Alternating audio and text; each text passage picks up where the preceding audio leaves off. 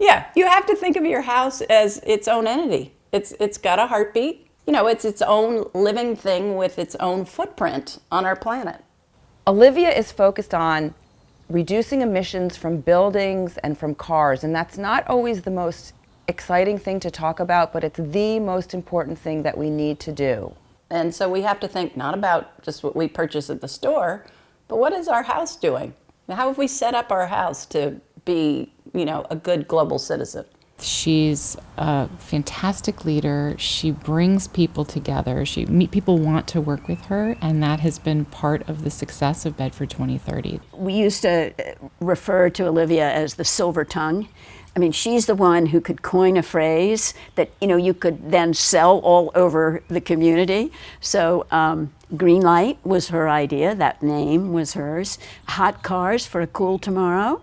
That was our first EV car show. She was the one who thought of that name.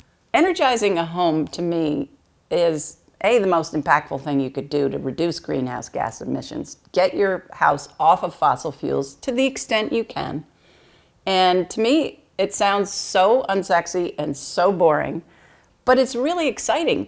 If you can get in people's living rooms, in their homes, you're not just coming at them from a gala. Oops, probably shouldn't have said that.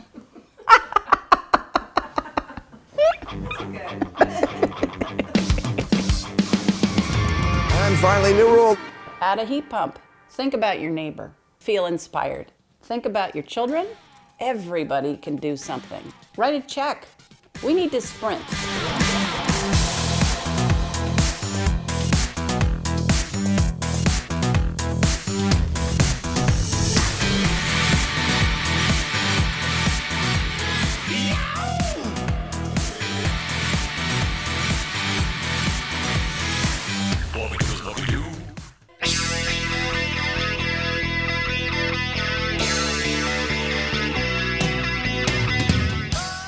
Murray has an almost spiritual relationship to the natural surroundings. When you understand deeply that we are part of nature, then we're not the problem. We are part of the natural world. So when we got this property, it had a gigantic yard, and so we wanted to do something inspired by E.O. Wilson. We wanted to rewild 50% of our property and reserve that for the rest of the species we share the earth with. Murray's advocacy has positioned him as one of the greatest cross-pollinators ever.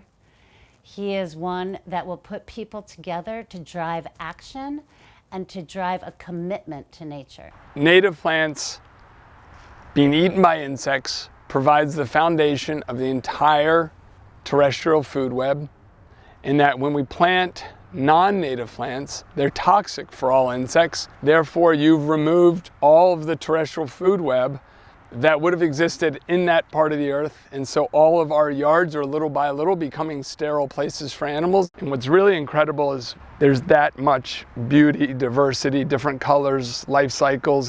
He is never preachy.